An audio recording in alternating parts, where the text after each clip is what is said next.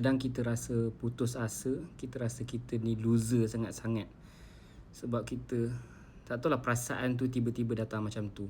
Ada satu perkara, kalau kita buat benda ni memang dia akan boost kita punya semangat, iaitu kita tengok orang yang di bawah daripada kita, orang yang lagi susah daripada kita. Tengok macam mana struggle-nya mereka yang lagi teruk daripada kita. Jadi untuk kita ubah nasib diri, kita ubah keadaan, first kita jangan putus asa lah. Dan second, kita kena bersyukur lah. Sebab kita tak seteruk macam orang lain sebenarnya. Walaupun kita rasa masalah kita dah masalah paling besar. Dan syarat untuk berubah sebenarnya bukanlah kena ada semangat, kena ada motivasi, kena ada duit, tak. Syarat untuk berubah ialah kesedaran, awareness. Dan kita mulakan dengan apa yang ada di sekeliling kita. Kalau kita kata kita ada hutang berjuta, so kita start dengan hutang berjuta. Kita ubah diri kita dengan status kita berhutang.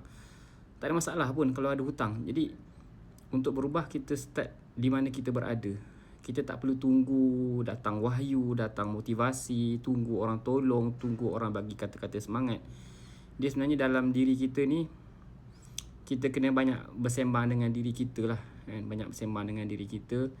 Kita tengok orang lain yang lagi susah, kita tanya diri kita, apa yang aku boleh buat, apa kelebihan yang ada pada diri kita, apa kekuatan yang ada pada diri kita yang boleh dimanfaatkan. Dan real talk, situasi kita pada hari ini adalah apa yang kita buat 3, 4 tahun, 5 tahun yang lepas. Itulah hasil, hari ini adalah hasil apa yang kita buat beberapa tahun lepas. So untuk dapatkan hasil yang lagi baik, bermula hari ini kita kena buat sesuatu yang kita tak pernah buat sebelum ni. Kita kena buat yang lebih advance, yang lebih dahsyat lah, yang lebih luar kotak, yang lebih berani, yang lebih lah, supaya kita nak keluar daripada situasi pada hari ini. Itu sahaja sharing pada petang ni.